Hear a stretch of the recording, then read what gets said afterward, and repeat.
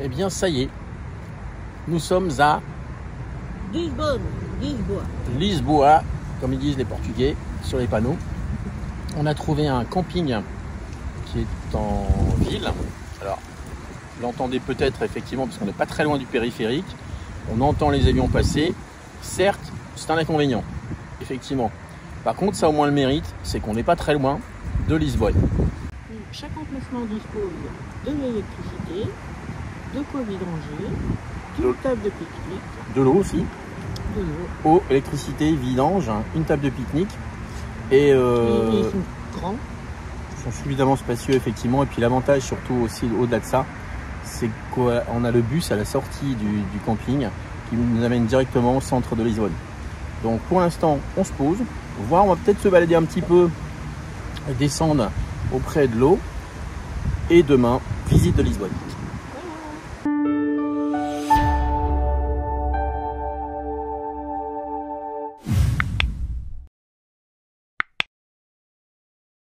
Alors c'est après 8 km, on a quitté le camping. Alors c'était un peu compliqué parce que quand le camping est à côté de périphérique, c'est un peu compliqué pour traverser le périphérique. Quoique. On est arrivé quand même. Sans traverser le périphérique. Donc nous voilà arrivés à la tour de Belém. On essaiera d'en savoir un peu plus sur la symbolique de cet ouvrage. En attendant, vous voyez qu'il ne fait pas si beau que ça. Le vent est frais, mais voilà, on reste quand même en polo. Hein. Un petit coucou à ceux qui sont restés sur le territoire national et qui, malheureusement, il fait pas beau. Donc on pense à vous. Hein. Un petit clin d'œil.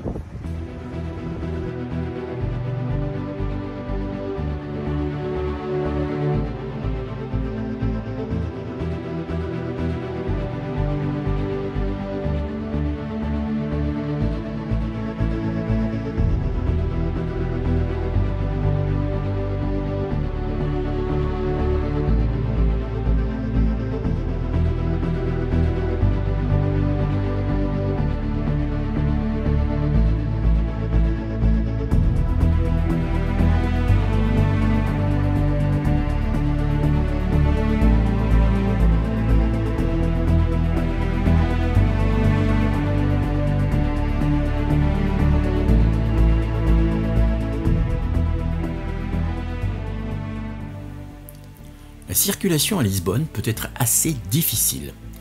En effet, les rues de Lisbonne sont souvent étroites, ce qui peut rendre la circulation difficile, en particulier dans les quartiers historiques comme l'Alfama.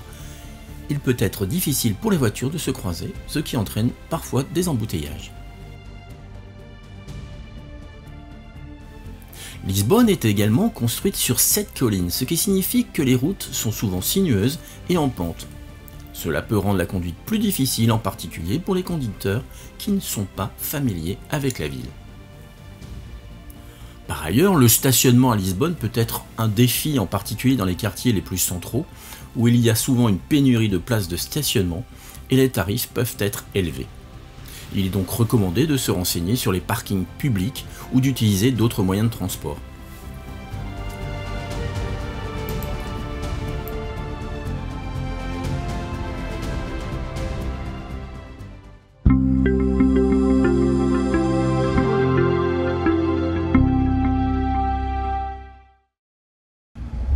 Alors comme c'est la grève des bus, et ben on prend un taxi.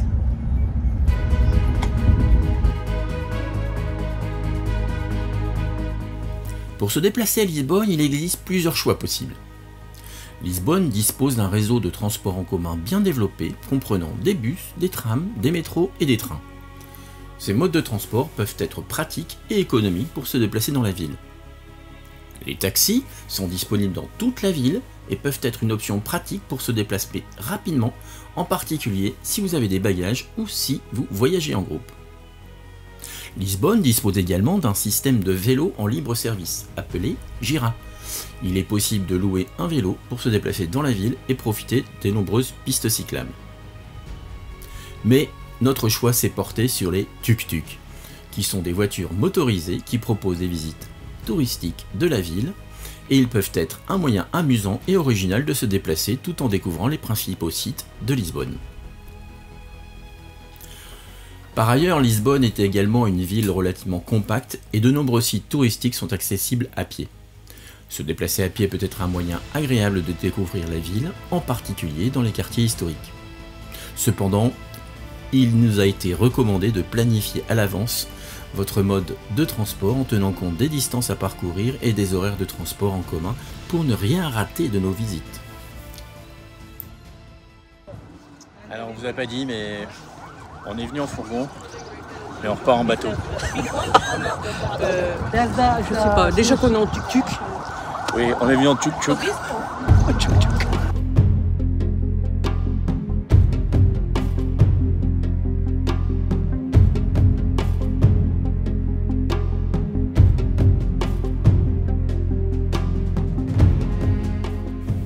Parmi les plus beaux sites à visiter à Lisbonne, en voici quelques-uns. La tour de Belém, bien sûr, qui est une ancienne tour de défense située sur les rives du Tage et qui offre une vue imprenable sur la ville et l'océan Atlantique. Le quartier de l'Alfama, le plus ancien quartier de Lisbonne, connu pour ses ruelles étroites, ses maisons colorées et son ambiance bohème. C'est un endroit idéal pour explorer les petites boutiques, les cafés et les restaurants locaux. Bien entendu, le monastère des Hiéromonites, un chef-d'œuvre de l'architecture manueline, classé au patrimoine mondial de l'UNESCO, est un lieu chargé d'histoire et de spiritualité. Vous pourrez également découvrir le château de São Jorge, Saint-Georges, une forteresse médiévale située sur une colline, offrant une vue panoramique sur la ville. C'est un endroit idéal pour se promener et découvrir l'histoire tumultueuse de Lisbonne. Sans oublier le quartier de Bexa, le centre-ville de Lisbonne, connu pour ses places animées, ses boutiques élégantes et ses bâtiments historiques. C'est un endroit, cette fois-là, idéal pour faire du shopping et goûter à la cuisine locale. De très loin, on voit le pont du 25 avril, un pont emblématique qui relie Lisbonne à l'autre rive du Tage. Il offre une vue spectaculaire de la ville et constitue un symbole important de Lisbonne. Pour terminer, le musée national de l'Azuleiro, un musée dédié aux carreaux de faïence traditionnels portugais, est connu sous le nom de Azuleiros. C'est un endroit idéal pour en prendre davantage sur l'histoire et l'art des carreaux décoratifs. Bien entendu, ce ne sont là que quelques-uns des sites à visiter à Lisbonne, car la ville regorge également de parcs, de jardins, de musées et de quartiers pittoresques à explorer.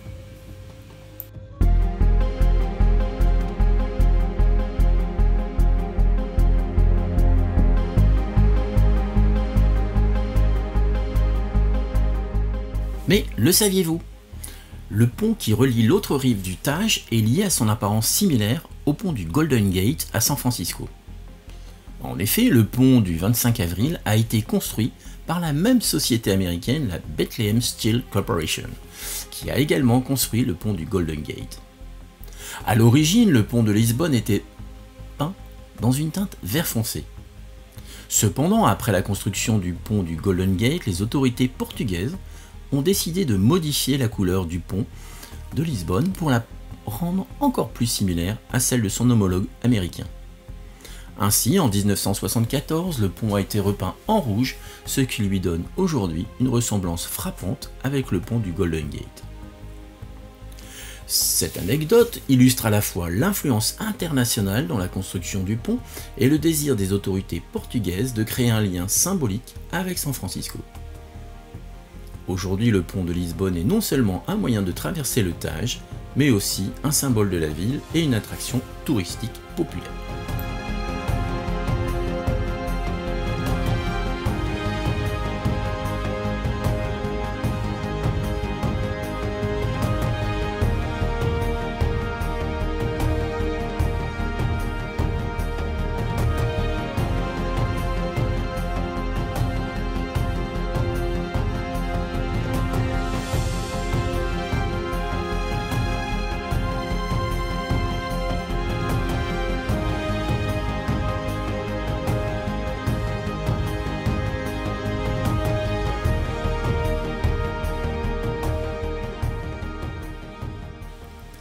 Il y a de nombreuses statues intéressantes à Lisbonne, mais l'une des plus emblématiques et la statue du Christ Roi, également connue sous le nom de Cristo Rei en portugais.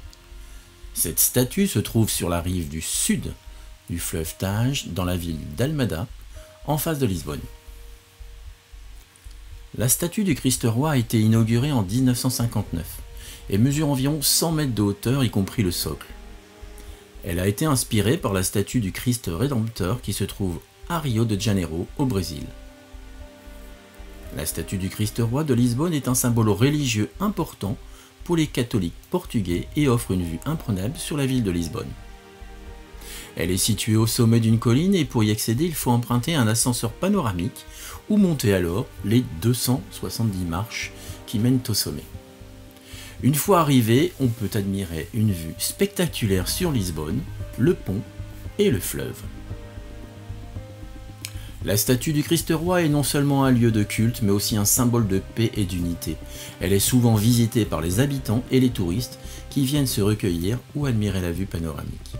C'est également un endroit incontournable pour ceux qui visitent Lisbonne et qui souhaitent découvrir la beauté de la ville sous un angle différent.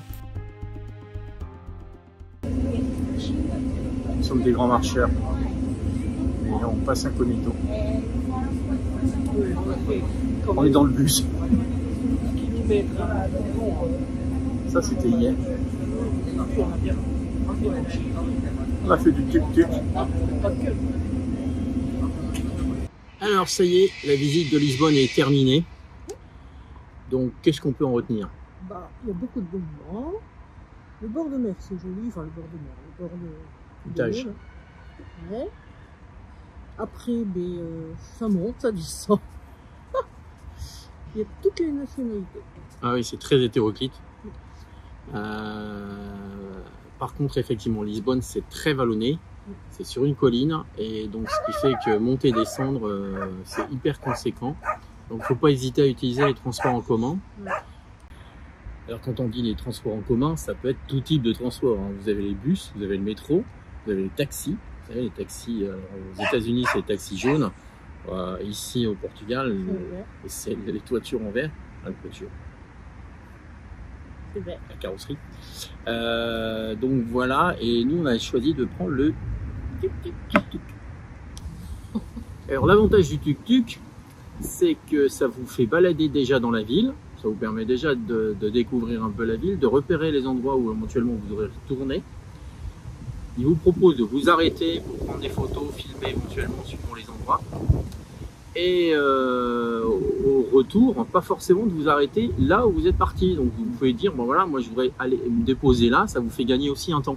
Et en général, arrangez-vous pour vous faire déposer plus haut. Parce que c'est plus facile pour redescendre.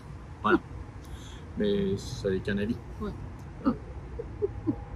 Et pour rentrer au camping, on a pris le bus. Oui, alors là, on a pu prendre le bus au retour. Oui, parce qu'à l'aller, on n'a pas pu parce qu'il faisait grêle. Voilà, alors donc c'était la grande découverte, effectivement. Tout le monde. Alors, certains avaient un peu de patience. D'autres pas du tout. D'autres un peu moins. Oh, oui. Ils avaient un accent comme ça. Ouais. Mais alors, ils n'avaient pas du tout de patience parce qu'en fait, effectivement, il y avait grève des bus. Là, ça faisait 1 heure qu'ils attendaient. C'était pas indiqué. C'était indiqué sur Google, effectivement, comme quoi ils faisaient grève du 3 au 23 juin. Donc, pour ceux éventuellement qui reviendraient après, ne soyez pas surpris. Quoi qu'il en soit, nous on a eu la chance, c'est qu'on est tombé sur des gens super charmants qui, depuis le camping, prenaient un taxi. Et il y avait encore 2 places. Un taxi 6 places, ils étaient déjà 2 couples, ils nous ont dit non, venez avec nous. Donc c'était des Normands et des Bretons. Et effectivement, on a fait une partie de la route avec eux, ça a coûté un peu cher. 1,20 € par personne. C'est ça, parce qu'on était quand même nombreux. Et trop tard, ça finit. Et donc, en fait, effectivement, le bus nous a déposé à la Tour Belém. Comme on l'avait déjà fait, le taxi nous a proposé de nous ramener plutôt au centre, la place du commerce. Donc, c'est effectivement pas très loin au bord du Tage. Et à partir de là, vous pouvez remonter. Nous, on a commencé à remonter et c'est là où on a croisé un petit jeune sympa qui a nous proposé, moyennant finance bien entendu, de le faire en tuk-tuk et c'est comme ça qu'on est parti là-haut. Et au retour, on a tenté et effectivement, les bus fonctionnaient, donc on a pu rentrer en bus. Ouais. Et donc, on a fait quoi à peu près Un bon 3 quarts d'heure de bus. Hein. Oh, ouais, une bonne demi-heure, ouais, presque 3 quarts d'heure effectivement. Mais l'avantage c'est que bah, vous avez le bus à la sortie du camping ici à Lisbonne. Donc ça c'est parfait quoi. Donc ça vous ramène directement au centre, à la tour de Belém suivant l'endroit où vous voulez aller. Donc c'est super. C'est la ligne 714. Qu'on se le dise. On la mettra dans les commentaires. Ben voilà, c'est tout pour cette journée-ci. Et demain, retour vers les espaces un peu plus naturels, peut-être un peu touristiques. Mais on vous en dit pas plus. On verra. C'est 4 galets par personne. Hein. C'est quoi le menu? Purée pichon. Ah, Ça te plaît pas? oh ben on va faire avec. Oh,